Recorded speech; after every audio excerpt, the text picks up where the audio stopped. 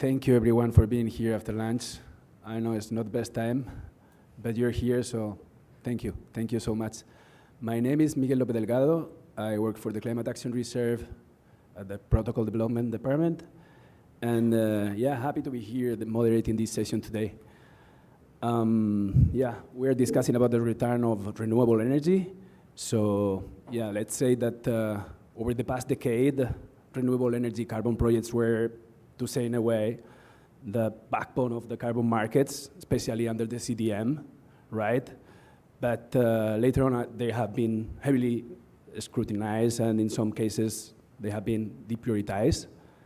And so we could say that the renewable energy projects appear to be lost in relevance in the carbon markets. And probably this is largely due to concerns about additionality or, for example, declining grid emission factors.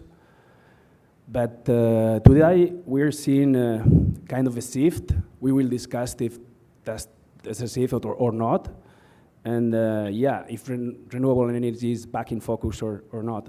So the key question here would be what was actually changed in the last days, and is this re-entry into the carbon market? If there is a re-entry, is it built to last? So that's the question, the general question. So we're exploring today with this amazing group of experts from all around the market. I mean, it's a diverse group of experts, and we provide for sure a great understanding of the topic. So first of all, I would like to introduce you to Bo King, who is the head of American environmental markets at Bloomberg New Energy Finance, and at the end, will bring data-driven perspective on energy economics and marginal abatement cost curves, and for sure the power sector decarbonization trends. Then we have Linda Barrera, founder and principal from Gujakan Global, and she had hands-on experience structuring and financing carbon projects and pricing instruments in emerging markets. And then finally we have Sinclair Vincent, Senior Director of Program Development from BERA. As you know, all BERA key standard setting body responsible for developing methodologies, including recent updates in the renewable energy space. So the idea is to have a session in, let's say, a classical way with questions to the panelists. And first of all, I would like to set the scene. And I would like to start with Bo. And the idea is in this first part, I'd like to understand the state of the play of the renewable energy markets or projects, for the carbon projects. And so, Bo, for you, this question, the idea is to understand that at a macro level, how would you describe the state of the renewable energy carbon projects globally? And what trends are you seeing in the credit issuances or credit retirements? And then, just to follow up on that, I want to know from your perspective, what are the key drivers, if they are, behind this renewed interest in renewable energy carbon projects? Thank you so much. Also, thank you for everyone for coming to one of the last sessions. This is a very interesting topic and something that we discuss quite a lot about. But in general, what we see in carbon credit and also during this conference, really the main trends are moving from quantity to quality. And then the main two trends what we're seeing is about divergence and convergence. So if we're talking about divergence on the supply side, we do see that you have those perhaps lower quality avoidance credits that we have lots of, more volume, but lower quality. Then we have the higher quality, more towards removals, projects that we have lower quality, but they have much higher prices and higher quality as well. Then if you look at the demand side, we can see that you have leading corporates that look for those high quality credits and are willing to pay for them. And they're mostly using them for claims and using them for public marketing and public communication. Then we also have still those corporates who do like to use other type of credits, but use it more for like transitional strategies and internal accounting.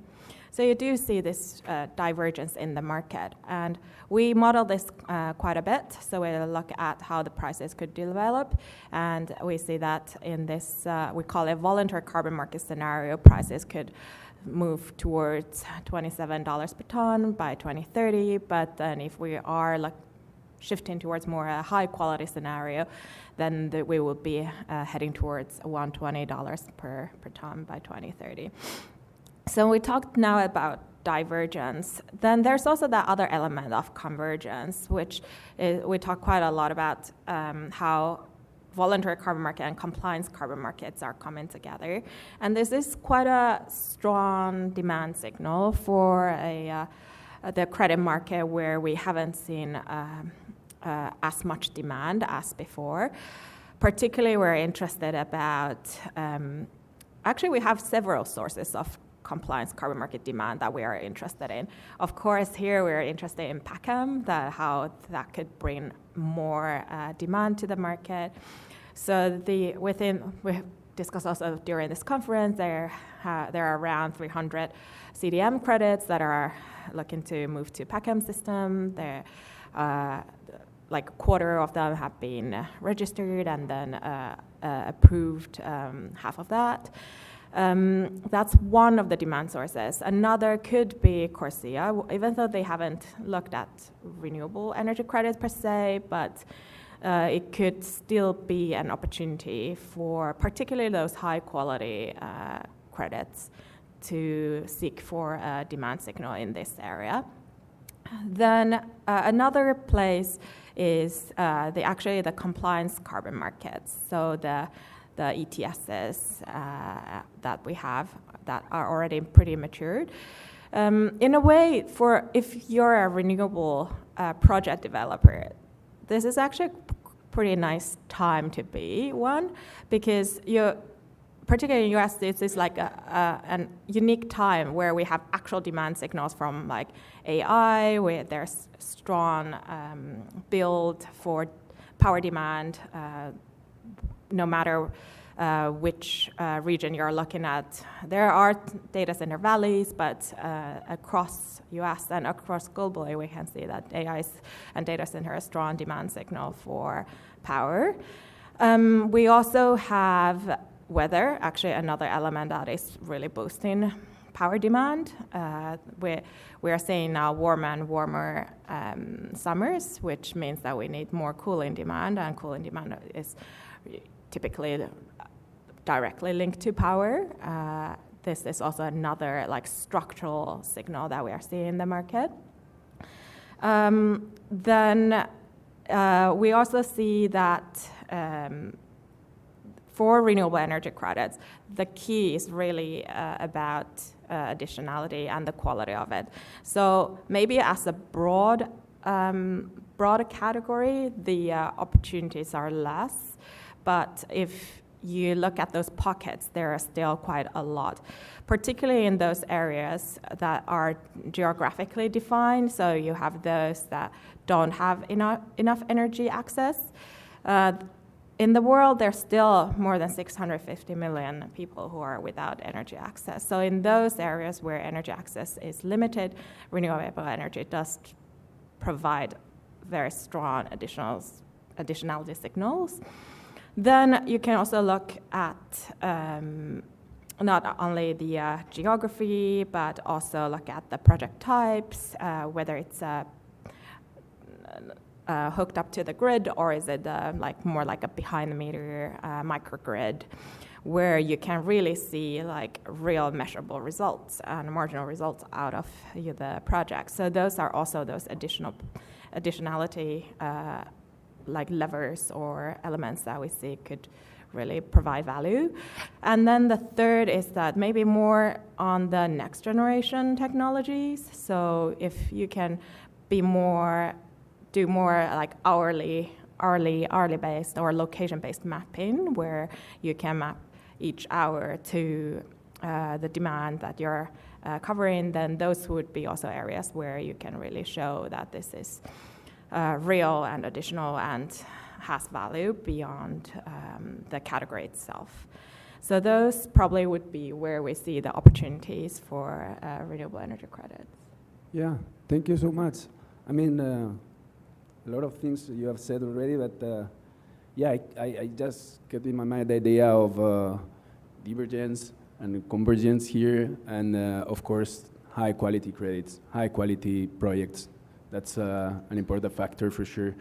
And yeah, thank you so much. I'll pass to the next question. I'll want to ask you, Linda, from your on-ground experience a few years ago, I mean, for sure you have seen that renewable energy carbon credits or carbon projects were in a way in decline, but what you have seen or what your experience is telling you that it's been changing so far for governments or developers or other stakeholders for them to look again or not to look to these type of projects?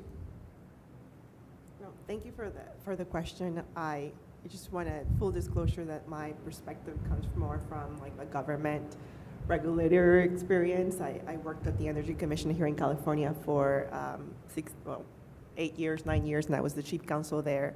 And I moved to Panama about a year ago, and I've been serving as a consultant for the UNFCCC's Regional Collaboration Center in Latin America. So my perspective is also colored by my experiences working with Latin American governments. And I just want to emphasize what Bo said. I think that renewable energy carbon market has not collapsed. It's just a reset. It's a reset where the volume is down, but the quality is up.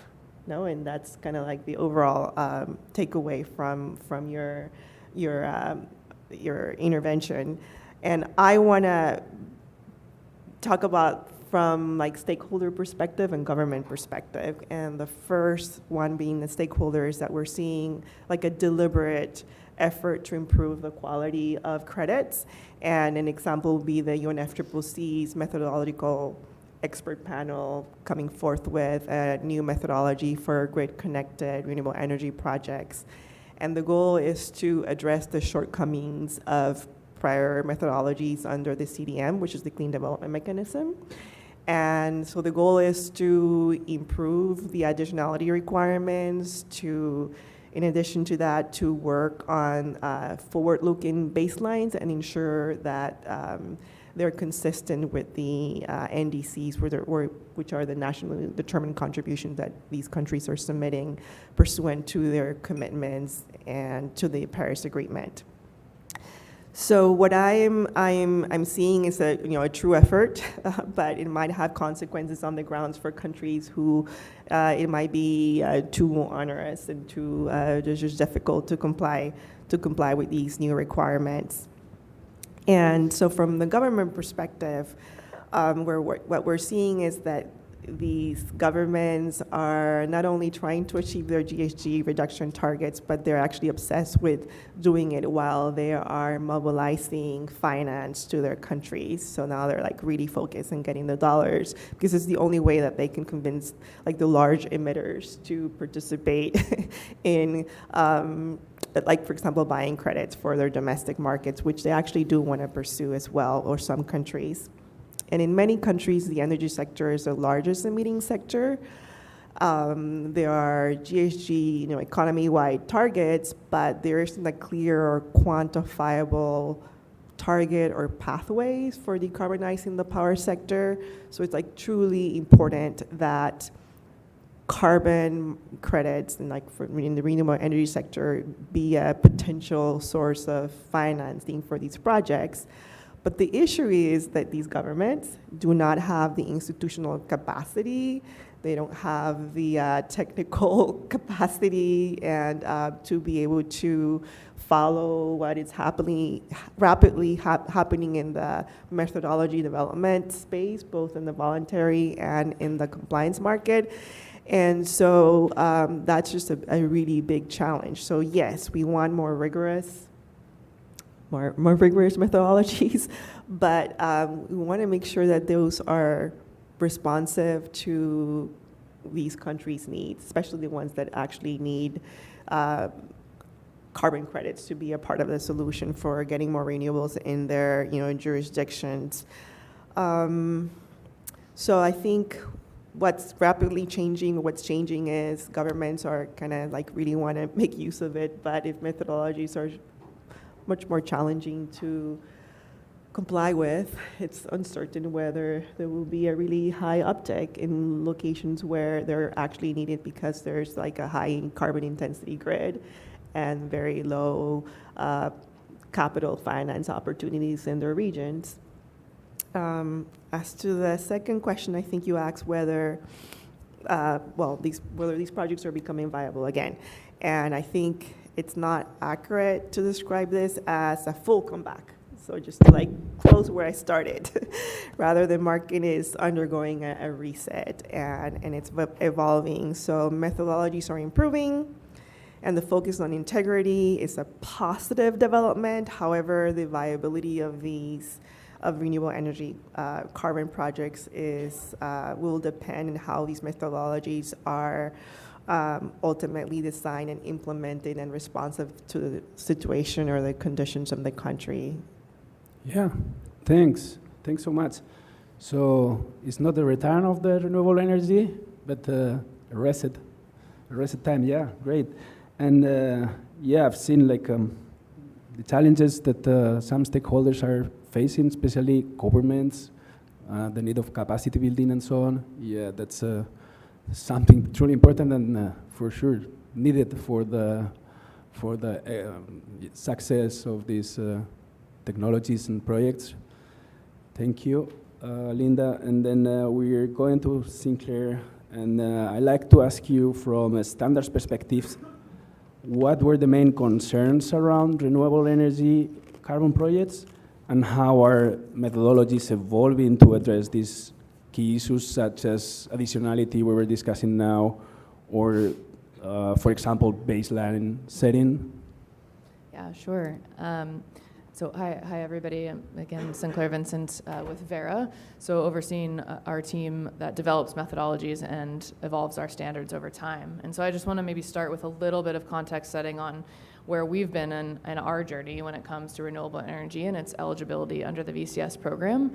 I think it's all clear that electricity is an integral part of daily life, and it's only going to increase in terms of demand for it. And so we need to make sure we're focusing on sourcing it from renewable sources. And so back, 15, 20 years ago, when renewable energy options and technologies were first emerging, carbon markets were a great way to actually channel finance to those technologies and get them to be ramped up in a larger portion of the overall grid.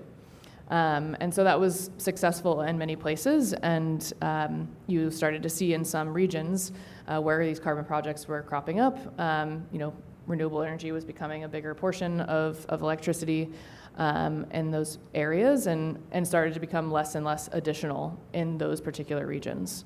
And so because of that, that's sort of a success, right? That's kind of the point of carbon markets in many ways, is to actually drive that change and decarbonization.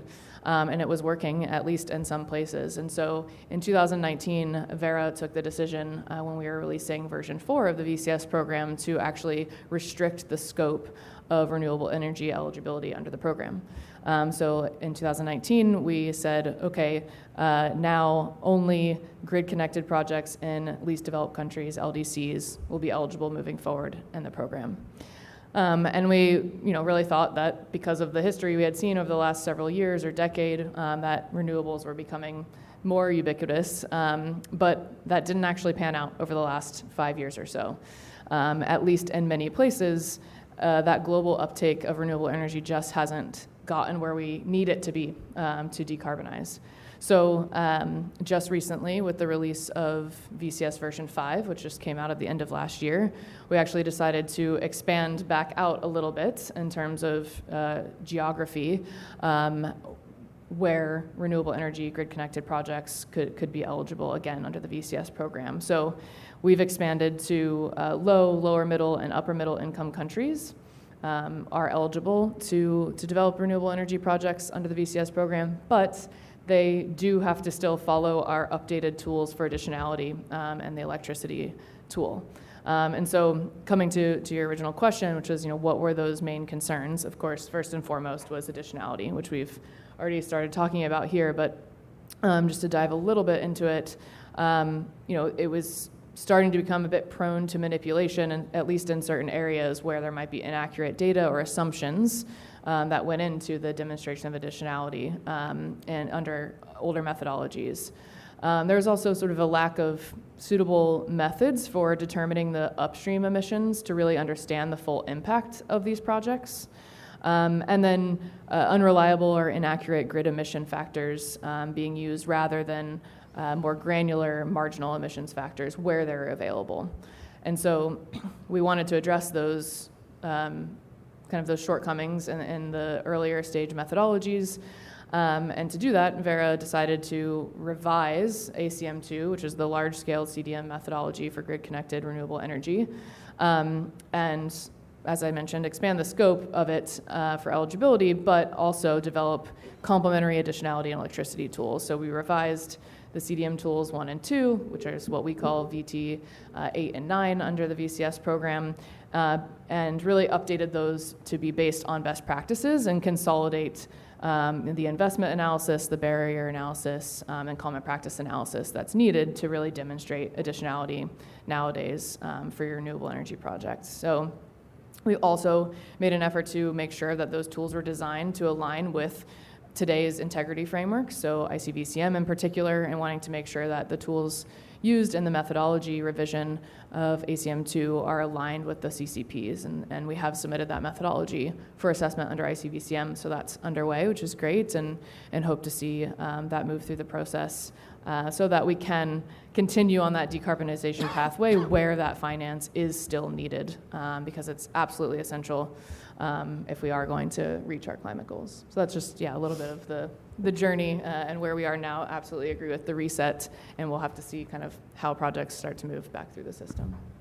Great. Maybe great. I'll just add a quick Yeah, one. sure. We really applaud the work that you're doing, because sometimes it is, we cover quite a lot of compliance carbon markets, and it's quite interesting in a way to compare these to markets that are connected but not. But if you look at compliance carbon markets, renewable energy is in compliance, and no one is asking what is the additionality there, whereas in the credit side, we are questioning the additionality in a very rigorous way. So it's quite interesting that there's this huge difference, and if you look at the compliance carbon market, they're all in very developed countries like Europe and California and regional greenhouse gas initiative in the Northeast. So they're very developed. So why there is RGGI actually is a power price only carbon market, and now the price is higher than California. So why do we need above $30 per ton price in a developed area? So it's quite interesting. I think probably an element here is that communication gap, or the difficulties of communication and bringing out that transparency. The compliance carbon market, why they're pretty good at doing what they do, is that they are very good at communicating that this is a rigorous program and this is needed to get to the goals we have set. So our work is really important to also provide that opportunity elsewhere where this kind of compliance carbon market is not set up. Yeah, thank you. Thank you for that, Adin. And I think we're always discussing about improving the quality of the projects, and for that, taking on the additionality, and then it is probably more into the geographical space, and then I'll keep it there, and I go in the next question since we just jump kind of 5 minutes, and then so right now the idea would be to talk a bit about the integrity, additionality, and quality assurance. We already discussed a bit about this, but Bo, this time is for you.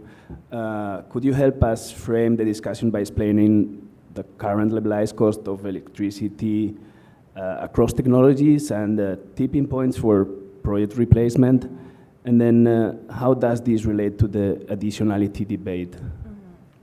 Definitely. So renewable energy credit probably currently face like two different challenges, or how to communicate them in a way that is credible. So one is that we do see a levelized cost of electricity have lowered significantly for renewable projects. We see globally that for solar and wind, it's roughly around $40 per megawatt hour. And for gas, this is significantly higher at around 100 plus per megawatt hour. Hydro is also below. And batteries have actually got a significant learning curve. So they dipped, last year we see that it dipped under $80 per megawatt hour. So in terms of tipping points, the first we care about is new build versus new build. So when you're looking at new builds, it's really hard to say that a renewable project wouldn't be economically profitable, just looking at the costs. And then the second tipping point is more looking at system costs. So now we're saying that solar plus batteries can actually compete with the baseload and peaking power. So just looking at the cost, this would be a challenge for renewable energy carbon credit to communicate why they're needed. But that said, it's not really just the main story, because as you all know, to get a project going, it's more than just the project cost. You do still have to get the permits, the capital cost can vary. Right now it's pretty high than a few years ago, and then also the infrastructure around it. I guess going to the second challenge, which is we talked already about the grid intensity. So it's not just the costs are going down because of the just economic scale, learning curve, and also better design, particularly for batteries. It's about that the carbon that you are trying to offset is also decreasing because the grid intensity is dropping. So that's another challenge for renewable energy credits. But again, it really depends on where you are, and like if you're in sub-Saharan Africa or Southeast Asia, these are very different. And if you're in your grid may be very different as well. If it's very fossil heavy, that's also a different story.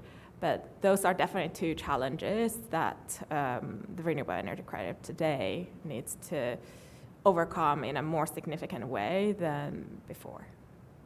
Yeah, okay. And you even touch again the communication part, and then, these new builds, system costs, geographic locations of the projects. Yeah, I mean, it's really important, and it brings me to the next question, and it's for you, Linda. So what do you see, I mean, your experience with governments and so on, then are we moving towards more geographically target eligibility, or do high carbon intensity grids still justify the inclusion or continued inclusion? Yeah, and I will focus my remarks on Latin America, where I have more experience. Yes, eligibility is getting tight. It's tightening, and geography increasingly matters. And for example, in Latin America, it's become one of the hotspots for interest in Article 6 financing and potential ITMOS transactions. But what we're seeing is that is not being translated to actual transactions at the pace that we thought they would occur. And the challenge is, and I'm sorry to sound like a broken record, it's that there is a lack of human capacity and technical capacity, and the regulatory framework is very unclear and murky at this time. That being said, many countries are still developing their frameworks, and that's a positive sign. But a simple way to say it is that there's strong demand, at least as far as trends, but capacity remains a key bottleneck. In terms of additionality, I think it's no longer just at a project level, but at the national level, because as countries, some countries in Latin America are actually interested in developing their own domestic carbon markets, because they know that that's the only way to meet their NDC GHG targets. But what happens is that as they, for example, Chile, they have a carbon tax and they're developing their ETS, that those create a regulatory framework and policy incentives. So those types of jurisdictions, and this is where geography matters, you can't say that that carbon credits are actually needed to finance those projects, because they're actually forced, like regulated entities are actually forced to buy credits to be able to offset their tax liability, for example, in Chile and in Mexico and even Colombia. So that's a big issue. It impacts your additionality hurdle, your bar increases, so those projects are no longer needing of those types of financing mechanisms. In terms of the high carbon intensity grid, I think they're still relevant, but it's not sufficient, because it's actually connected to the first issue. I think they continue to play an important role in determining your potential for reducing greenhouse gas emissions. For example, in coal-reliant systems, renewable energy projects can displace more emissions per unit of electricity, which that strengthens your technical case for carbon credits. However, it's no longer enough. As I said at the beginning, the central question is whether the project can demonstrate credible and viably additionality, particularly for investment purposes or from the investment perspective. So a simple way to express it is that locations with high carbon intensity and low policy incentives or non-existent policy frameworks really need carbon credits as a finance mechanism. And I think that it's not only applicable to Latin America, but for Africa and for Asia as well. So I think that's my assessment of the trend and how it applies to additionality and geography and the whole concept of high intensity grids, high carbon intensity grids. Thank you so much. So yeah, very many things too important. I mean, the geography is important. The things around compliance and voluntary markets in the geography are important. The pricing instruments or the schemes that the countries are trying to implement, they're also affecting those projects. And then, of course, we have some bottlenecks like the capacities in governments, for example, or their needs to fulfill their NDCs, and shift towards other models that at the end are not going with this type of projects.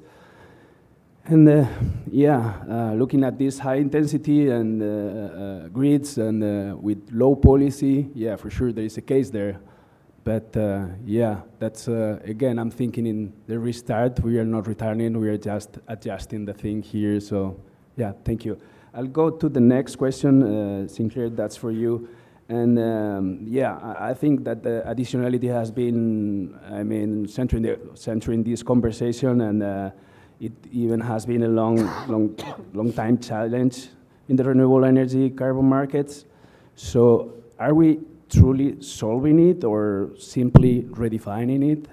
And how are updated creating methodologies, such as, dynamic baselines, standardized approaches, and the use of real-time data, DMRBs, how these technologies improve the environmental integrity in these type of projects? Yeah, there's a lot of parts of the question, so I'll do my sorry. best. No, it's great. To touch on all of them, I mean, just to get to your very first question, are we truly solving for additionality? Short answer, yes. Yeah. We feel really good about what we've done in terms of updating the tools and the methodologies. Of course, now we need to see them in practice, and we'll continue our work of refining as we go and learn.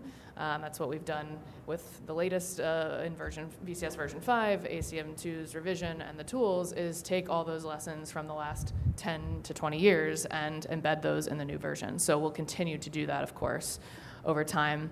I mean, a couple other things that we've done to kind of build that confidence back in sort of the role of standards and methodologies in the space is not just the rules themselves, but how they're operationalized. So capacity building for the auditors, the VVBs, to understand how these tools work in the various contexts and geographies and make sure they understand exactly how additionality is demonstrated according to the new tools is super important, as well as when it comes to our desks, making sure our reviewers and technical experts in the renewable energy space know how to use those tools and how they should be applied in these projects that are coming through to make sure, we might have to make some tough calls when it comes to additionality on these projects, and we want to be able to do that and know, where the boundaries are on each of those cases. So that's another chunk of the work that we've been doing over the last couple of years as we were thinking about broadening back out the scope of the geographies. So that's one. In terms of standardized baselines, forward-looking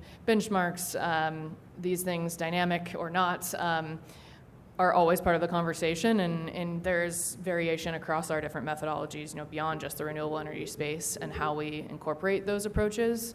There's not really a one-size-fits-all, but of course, where we can, we like to have standardized approaches as much as possible.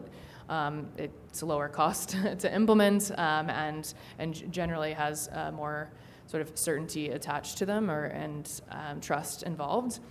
In the case of renewable energy, and for specifically our revision to ACM2 that we released recently, we don't have a performance benchmark in that methodology. So it is more of a fixed approach for additionality, and there's trade-offs to that, of course, right? For that fixed approach, you have more certainty for your project developer and your buyer, but with a dynamic approach, you're going to have a little bit less uncertainty because you're kind of always having to see exactly how things are moving in real time. So there's trade-offs there. One thing we've done to add kind of safeguards around that is to actually shorten crediting period lengths. So that was also part of VCS version 5. We've shortened those lengths to 5 years. So that gives the project developer and the buyer more certainty, but over a shorter period of time. So then at the end of that 5-year crediting period, they've got to redemonstrate their additionality. And if things have changed, then they may not be eligible for credits beyond that point. And hopefully that is appropriate because they would have had the finance they needed at the time they needed it. So there's a number of other ways you can sort of safeguard in the additionality piece beyond just the demonstration in terms of common practice and the different analyses. So that's another component I think that's quite important to highlight. And then I think you also mentioned digital monitoring, reporting, verification, which is another huge work stream that we have, again, not just in terms of renewable energy, but across all sectors. And we're actually developing an end-to-end DMRV system. So that's a software-based solution to support that data collection, processing, analysis process through every component, monitoring, reporting, and verification, and through the entire life cycle of a project. So from design straight through to credit issuance. And ideally that increases accuracy and the quality overall while reducing the measurement and transaction costs for the project. So I think that's going to be a huge area that's ripe for opportunity, especially in renewable energy where, it's easier to read a meter and that kind of thing than it might be to be measuring trees. And so there's, I think, a lot of potential in that area as well. I mean, I'll pause there and you'll let me know if I missed any parts of the question. Yeah. Perfect. Thank you. It was a big question. Yeah, indeed. I just, one of the key points I heard here is we're building confidence back. And an important thing is the rules are there, but it's important to make capacity for the people who is involved in their operationalization, right? and that's that I think it's a key point here. And then of course, yeah, all these new technologies that can bring accuracy to the quantification, and at the end, integrity to all these projects for sure are always welcome. And Vera is looking forward to have this methodology. I mean, these technologies not only on this particular space of the carbon markets, but then another thing that is truly important, like safeguarding additionality. I mean, it's not just how it's described, but what you can do aside from the description or the theoretical additionality, right? So, yeah, tons of things here. I think we can go to the last question and probably not the last question, but I'll try to keep it brief in this one. The idea here is, let's say, to explore how will be the future, right? So, how's the outlook? How is the strategic role of these projects, carbon projects? And so, I'll start again with you, Bo. In which geographies or market context do these type of projects, renewable energy carbon projects, remain most impactful? I think we already covered a bit, but I'd like to hear from you. And then in a follow-up question, how should buyers differentiate between high and low quality renewable energy credits? Mm-hmm. Yeah, I think really it's to answer the questions of where, what, and when. We talk quite a lot about geography as well. It really plays a big role. Like you mentioned, high emissions grid, low policy, and also you have the lower access to energy markets helps. So that part of geography that answers all of those would definitely be preferential. Then the what question is more about the project type. So it's definitely easier if you have a project that is not connected to grid, so you can really prove that it's real, measurable, additional, permanent, and verifiable. So those projects definitely have an advantage over those that are more grid connected, and it's harder to prove. But I guess there's also this element of when, because things do change, and you have regions where policies change. How do you keep up with it? How do you keep up with it in terms of methodology, but also like what is the fair price when even in US the top policies towards renewable energy has changed quite significantly just in a couple of years. So it's like, because at the end of the day, what carbon price is trying to do is to provide a break-even price so that it can be competitive versus fossil fuels. But then that break-even also keep changing. But we do want to also minimize the cost of administration. So classify into one group helps quite significantly. But then the policies change. Also the grid emissions change. So in our company, we talk quite a lot about power markets as well. But if you think about renewable energy, you do have price cannibalization as well. So you actually, sometimes it's bad to have too much renewable, because particularly in California, you guys know there's lots of negative power prices because during the day there's too much solar. So it really is about when, where and what, but also about time.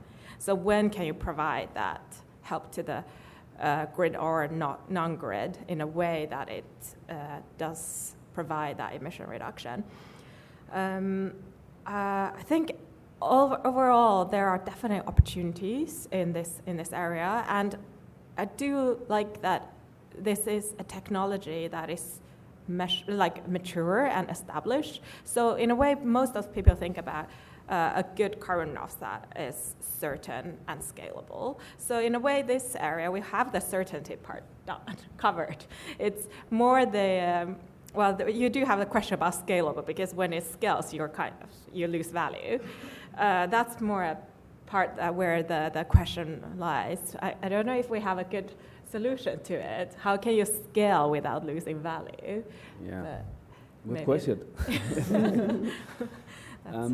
I guess being mindful of time, I'll keep on asking questions, and then if we have time, we can open it to the audience.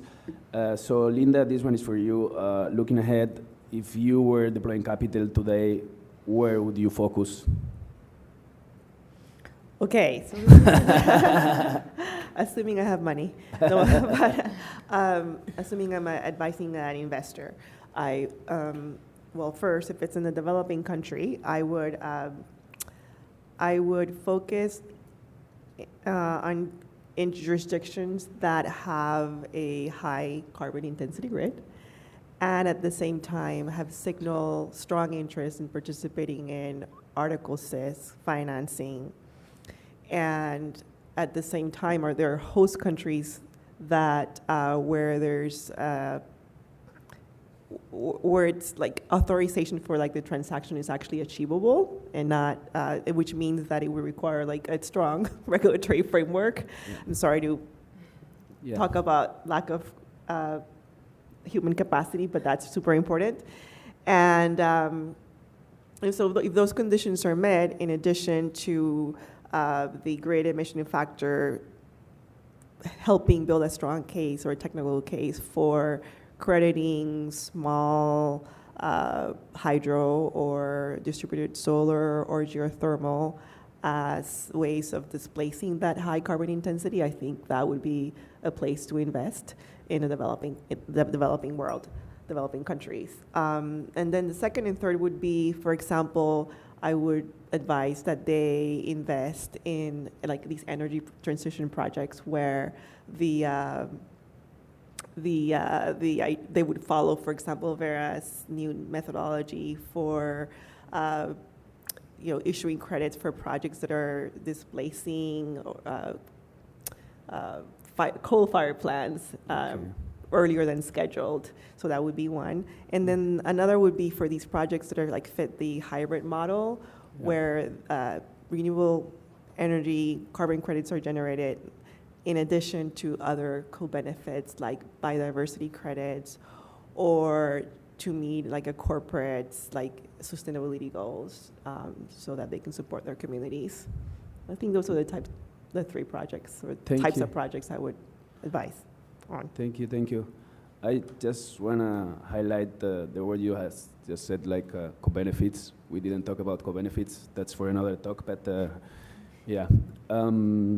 So Sinclair, what role will new methodologies play in restoring confidence? I think you have touched a bit about that. And then what are the current limitations to scale up these solutions? Yeah, I think it actually goes back to sort of some of what you were saying of that communication and education component. It's going to be really important to help particularly the buyers and investors understand the evolution that these methodologies and standards have taken, so that they can have trust in re-engaging if they did leave sort of the renewable energy area or corner of the market. So making sure they understand that, yes, increasing scrutiny has come into play on renewable energy projects, but here's how we've addressed it. And so working with them, I think also things like ICVCM assessment and approval will go a long way in building that trust. So very keen to see the methodology move through that process. And like I said, we designed it to meet the CCPs, but we need to make sure they actually do in the eyes of ICVCM. So we'll work with them on through that process. But yeah, I mean, I think ultimately we have what is needed to get us at least through the next 5 years, right? That's how Vera operates, always continually improving and thinking ahead, kind of in 5-year timeframes. And then seeing how that goes and where do we need to then take ourselves and the methodologies and the projects in the next 5 to 10 years after that. So I think basically over the last couple of years, we've rebuilt the infrastructure, done this reset. Now we have to put it into practice and continue learning from there. Great. And great plug for VM52, our early retirement of coal-fired power plants methodology, which is also a really important component to decarbonization. It's not just about renewables. There's a lot energy that has to go into it to meet those goals. Yeah, thank you so much. I think we have 5 more minutes, so I'd like to open to the audience for any question. Please stand up and, first there.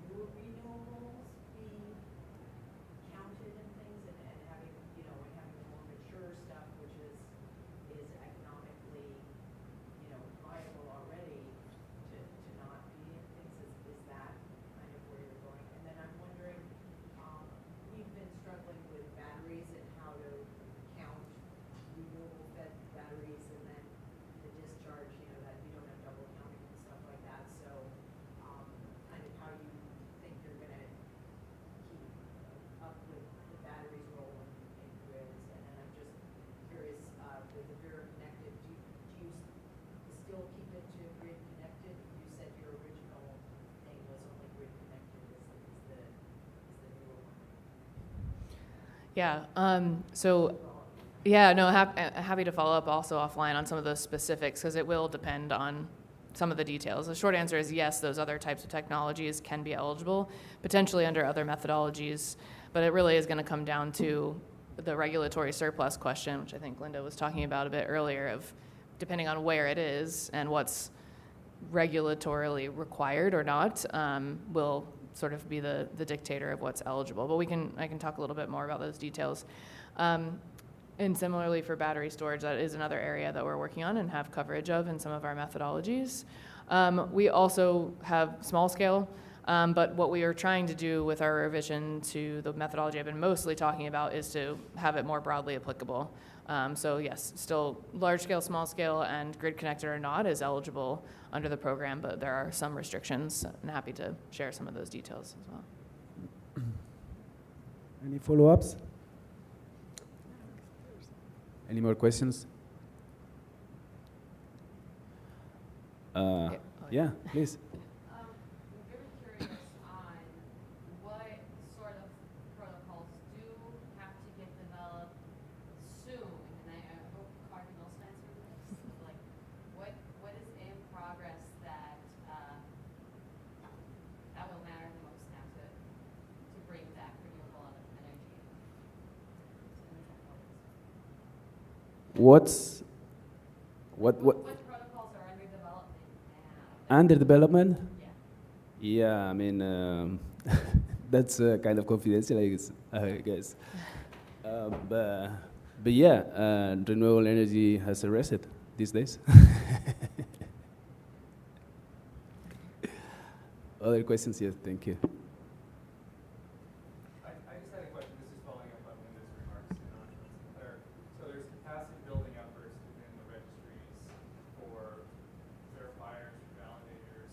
Are there spaces for folks advising or governments themselves to really get up to speed, kind of track the changes and have that reciprocity of like, all right, here's the reality in this country. How does that influence the methodology? Is that baked into our Vera and your processes? Yeah, I mean, at least from Vera's perspective, we are constantly talking with governments and not just on energy, but essentially all sectors and both sort of the voluntary and compliance context to help them understand what do they need and where might they have capacity gaps and try to provide that capacity wherever they need it. So it's definitely part of our process, but across all sectors and across different use cases, yeah. Yeah, I mean, I would echo what Sinclair says. I mean, from our perspective, we are also connected with governments, and we are trying to understand which are their needs, whatever they are. I mean, it's not one sector, it could be anything. So, yeah, I mean, listening and trying not to impose anything.